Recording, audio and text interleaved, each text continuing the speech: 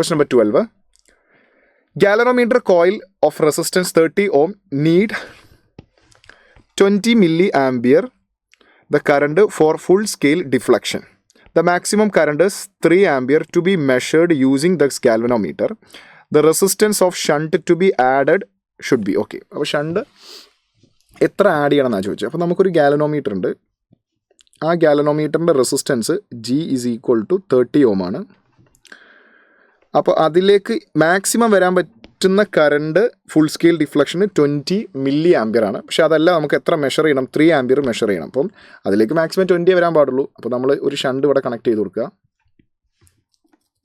അപ്പം അതിലേക്ക് മാക്സിമം പോകാൻ പറ്റുന്ന IG and remaining current I minus IG.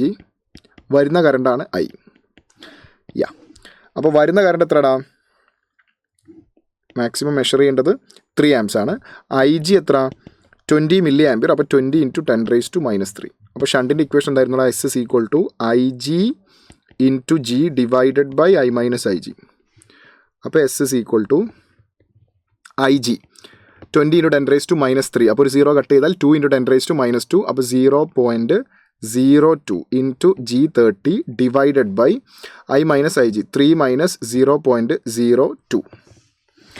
So that is equal to, so ഇവിടെ ഷണ്ട് 30 divided by x ആണെന്ന് പറഞ്ഞിട്ടുണ്ട്. അപ്പോൾ 30 divided by x is equal to 0.02 into 30, that is 0.6. കാരണം നമ്മൾ ഇവിടെ 2 into 30 ആണെങ്കിൽ 60 വരും. 0.02 ആകുമ്പോൾ 2 ഡെസിമൽ പ്ലേസ്, അപ്പോൾ ഒരു 0 ഒഴിവാക്കുക. 0.6 divided by 3 minus 0.02, that is 2.98.